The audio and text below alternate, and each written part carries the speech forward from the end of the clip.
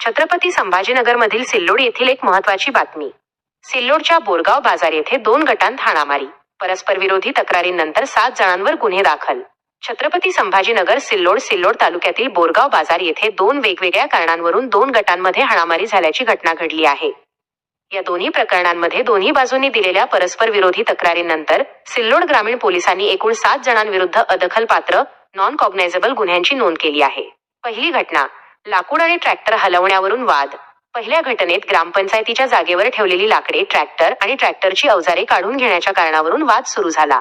या वादाचे पर्यावसान हाणामारीत झाले। काही जणांनी संगनमत करून शिवीगाळ केली, मारहाण केली आणि जीवे मारण्याची धमकी दिल्याची तक्रार पहिल्या गटाकडून दाखल करण्यात आली आहे। दुसरी घटना, ग्रामपंचायतीसमोर धक्काबुक्की। तर दुसऱ्या घटनेत ग्रामपंचायतीसमोर उभे असताना जुन्या वादाची कुरापत काढून पुन्हा एकदा वाद उफाळून आला। यावेळी देखील दोन्ही बाजूंमध्ये जोरदार धक्काबुक्की झाली।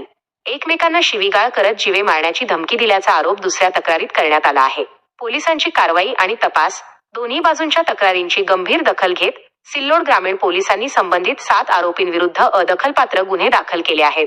तपास अधिकारी, सिल्लोड ग्रामीण पोलीस ठाण्याचे सहाय्यक पोलीस निरीक्षक रवींद्र सिंग ठाकरे यांच्या मार्गदर्शनाखाली हेड कॉन्स्टेबल विष्णू कोल्हे या प्रकरणाचा पुढील तपास करत आहेत।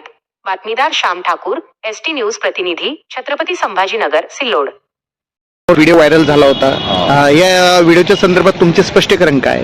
मी सरपंच बोरगाव बाजार।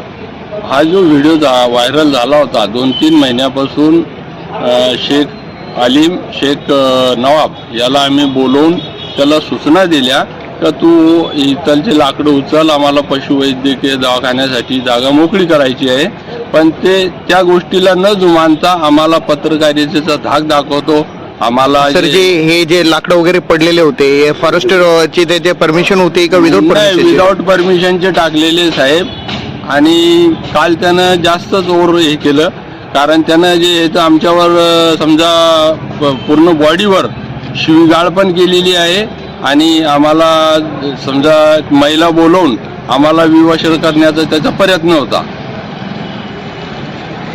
आणि तो पत्रकार असल्यामुळे तो आम्हाला धमक्या पण देतो तो तुम्ही आम्हाला काहीतरी हे द्यावं, पण आम्ही त्याला आज लोकही जुमानलं नाही आणि म्हणून त्याने ह्या हेतू पुरस्कार असे व्हिडिओ व्हायरल केले आणि जे त्यानं हे केलं तर हे चुकीचं आहे।